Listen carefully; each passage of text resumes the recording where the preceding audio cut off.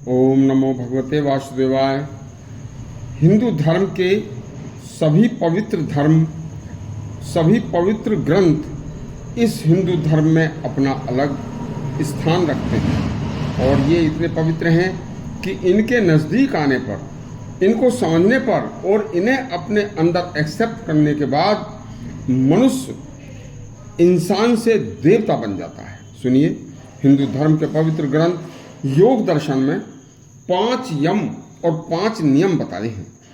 इन 5 यम और 5 नियमों पर चलकर मनुष्य भगवान के सानिध्य में पहुंच जाता है।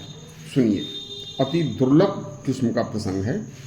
सारा संसार किसी भी प्रकार से, कैसे भी, जप तप दान पुण्य कुछ भी करके चाहता है कि मेरे पर भगवान की कृपा हो जाए, मैं भगवान की कृपा का पात्र बन जाऊं और सुखी जीवन जीकर और अंत में भी सुख के साथ अगले रास्ते पर जाऊं। योग दर्शन में इस कृपा को पाने के लिए 5 यम व 5 नियम बताए हैं। सुनिए, पहले 5 यम। पहला यम है अहिंसा, दूसरा सत्य, तीसरा अस्तेय, चौथा ब्रह्मचर्य और 5वां है अपरिग्रह। ये 5 यम हैं।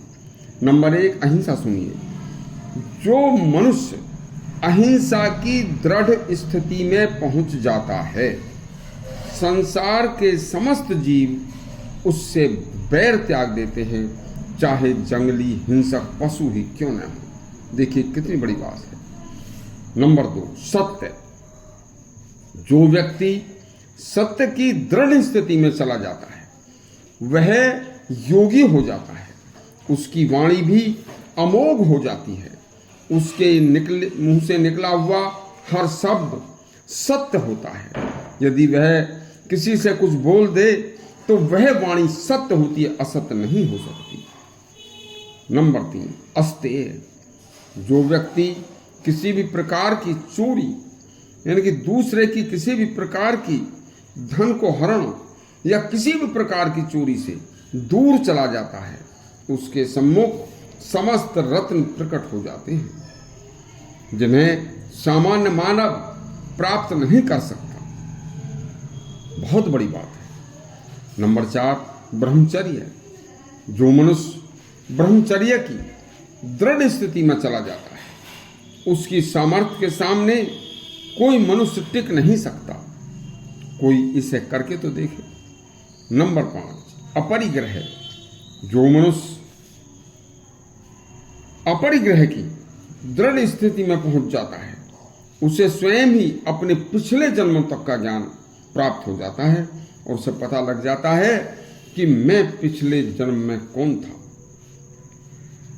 इस तरह से अब बात आती है 5 नियमों की।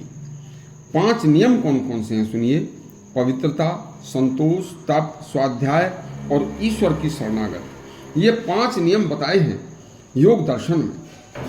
नंबर 1 पवित्रता की व्याख्या सुनिए। पवित्रता का नियम है, नियम पालन करने वाला मनुष्य अपने शरीर को पवित्र रखने वाले समस्त अंगों की पवित्रता बनाए रखने के लिए कभी भी किसी दूसरे से संसर्ग करने की सोच भी नहीं सकता। इससे शरीर की पवित्रता भंग होती है। नंबर 2 संतोष। संतोषी सदा सुखी। संतोष से उत्तम सुख संसार में कोई दूसरा नहीं है। ऐसे सर्वोत्तम सुख का लाभ तो संतोष से ही मिल सकता है। कोई संतोष को करके तो देखे। नंबर 3 तप।